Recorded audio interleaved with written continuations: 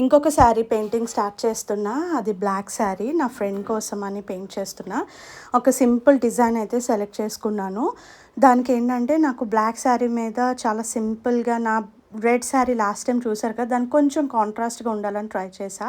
దానికోసం కొంచెం reddish pink, gold, green ఇలాంటి కలర్స్ అన్నీ తీసుకున్నాను. అండ్ నా పెయింటింగ్ అయితే స్టార్ట్ చేశాను. ఎప్పుడు కూడా డిజైన్ సింపుల్గా ఉండేవి సెలెక్ట్ చేసుకుంటే శారీ ఎలాంటి లుక్ అయినా సరే బాగుంటుంది.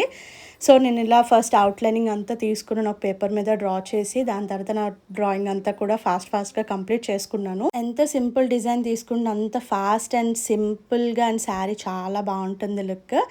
నేను ఈ శారీ అమెజాన్లో తీసుకున్నాను. దానికి శారీ పెయింటింగ్ అంతా అయిపోయిన తర్వాత ఎప్పుడో చెప్పినట్టే రివర్స్లోనే ఐరనింగ్ అయితే చేయించుకున్నాను. ఇది చాలా ఇంపార్టెంట్ స్టెప్ ఐరనింగ్ అనేది. సో ఐరన్ చేసిన తర్వాత కొంచెం అంతా డ్రై అయిపోయిన తర్వాత నార్మల్గా చూపించినట్టు చాలా మైల్డ్ డిటర్జెంట్తో, ఎలాంటి హార్ష్ పౌడర్స్ యూస్ చేయకుండా లిక్విడ్ డిటర్జెంట్తో నేనైతే మొత్తం శారీ అంతా కూడా జస్ట్ అలాగా డిప్ చేసి వాష్ చేసేసాను. వాష్ చేసిన తర్వాత డ్రై చేసి ఇది చాలా ఈ టూ అనేవి చాలా మెయిన్ స్టెప్స్ మన పెయింటింగ్ అనేది లాంగ్ లైఫ్ ఉండడానికి. అండ్ ఎయిర్ డ్రై చేసుకోవాలి రివర్స్ చేసి. సో ఇదైతే ఈ కంప్లీట్ స్టెప్స్ అన్నీ ఫినిష్ అయిపోయిన తర్వాత శారీ బార్డర్ వల్ల లుక్ అయితే చాలా బాగుంది. అవుట్లైనింగ్ అంతా గోల్డ్ ఇచ్చి అక్కడక్కడ చిన్న గ్రీన్ టచ్ ఇచ్చి శారీ బాగుంది. దీని ఫైనల్ లుక్ ఎలా ఉంది అనేది తప్పకుండా పార్ట్ 2 కోసం వెయిట్ చేయండి.